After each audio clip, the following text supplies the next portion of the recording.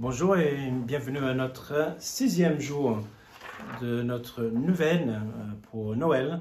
Et notre paix pour aujourd'hui, c'est la prière. Donc, il y a deux textes que je vous pose aujourd'hui. Le premier, c'est Marc 10, 46 à 52. C'est la guérison de l'aveugle à Jéricho, Bartimée. Et le deuxième, c'est Luc 2, 1 à 7. C'est la naissance de Jésus. J'ai pris le premier parce que c'est comme un exercice, c'est assez facile à illustrer comment méditer un texte. Et la deuxième, c'est parce que c'est l'évangile du temps. C'est plus pour nous aider à entrer dans ce temps de Noël. Donc, la prière. Je ne vais pas vous donner toute une exhortation sur la prière dans quelques minutes. Donc, je me limite à juste vous donner quelques pistes, quelques idées pour comment entrer plus facilement dans la prière, surtout avec la parole de Dieu. Donc, c'est un temps de méditation que je vous propose. C'est d'essayer d'entrer dans le texte que vous priez avec et utiliser votre imagination, d'imaginer le scène que vous êtes en train de méditer, le personnage, le visage, l'entourage.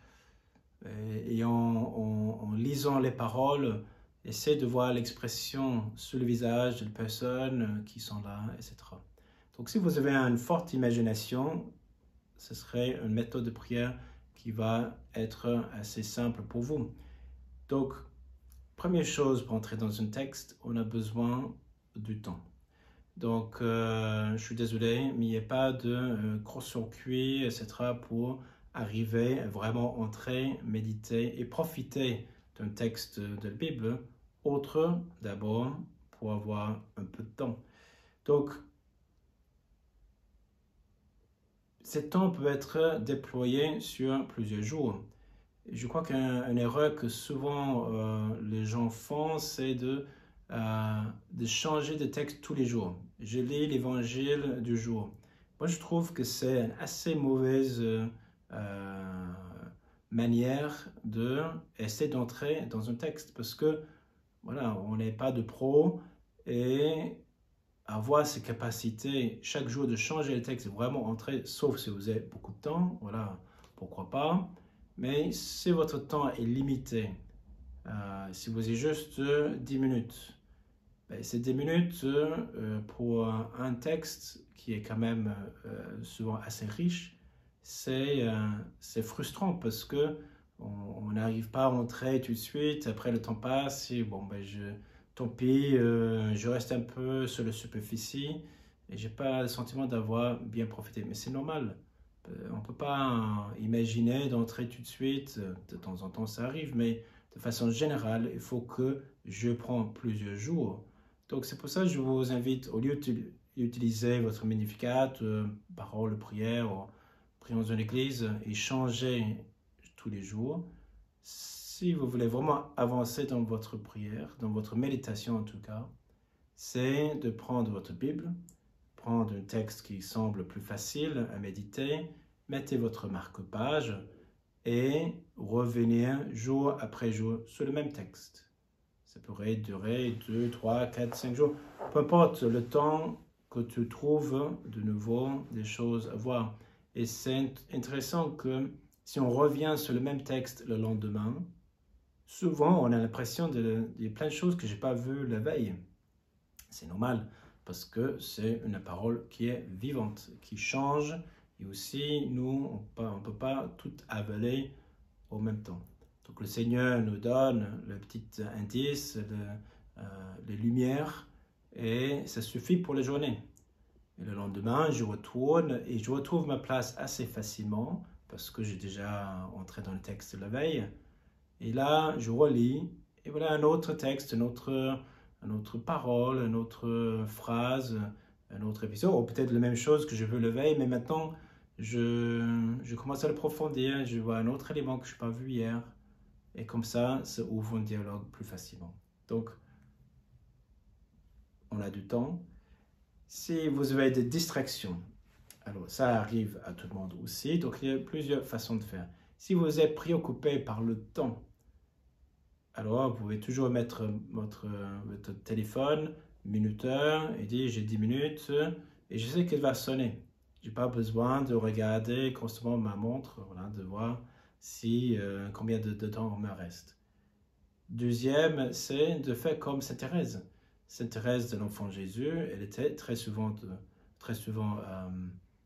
distraite dans ses méditations, ses oraisons, à tel point que assez souvent elle dormait.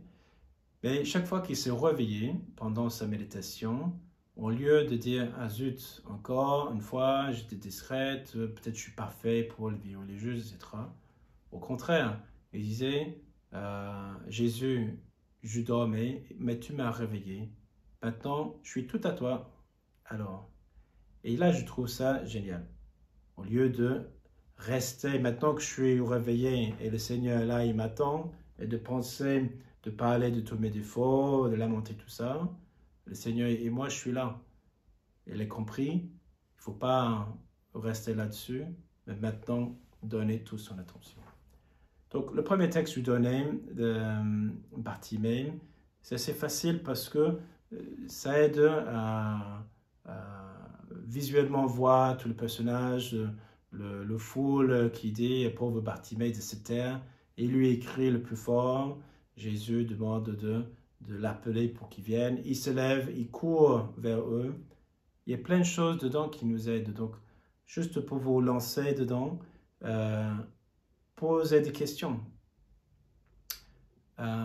Si c'était moi dans ce texte, si c'était moi Bartimée, et j'entends que Jésus parle ou passe, et les foules me disent « mais tais-toi », est-ce que j'aurais eu assez de courage de va en compte de ça et dire « mais non, moi je crie le Seigneur encore plus fort ».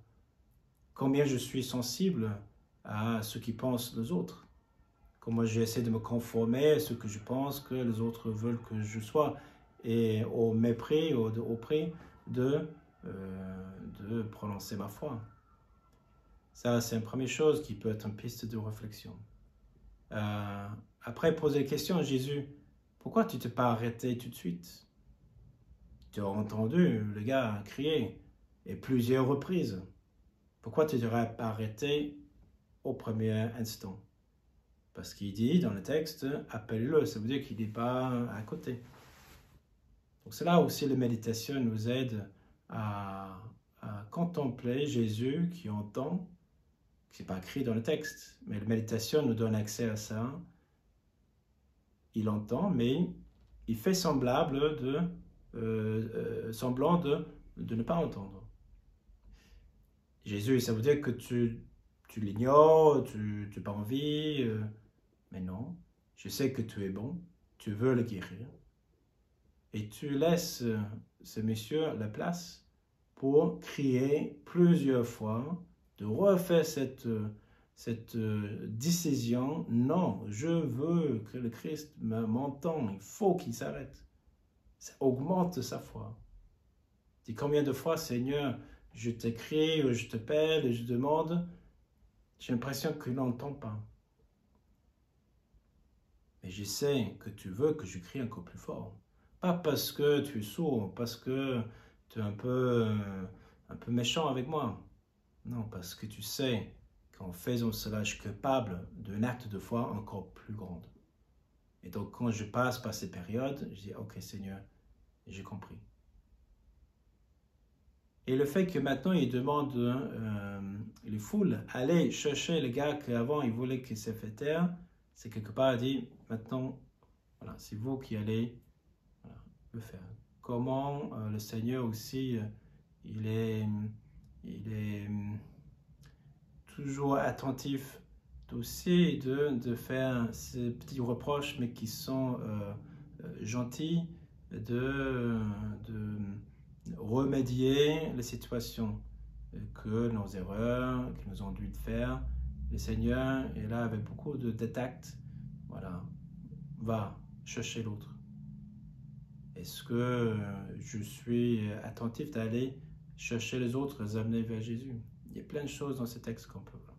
Donc, je vous laisse avec ces textes, et après, le texte de l'autre, Luc 2, 1 à 7, c'est la Vierge Marie qui se trouve avec Joseph à Bethléem, dans une situation qu'ils n'ont pas prévue. Mais là aussi, il y a plein de choses. Essayez d'imaginer la Vierge Marie dedans, qu'est-ce qui se passe dans son cœur.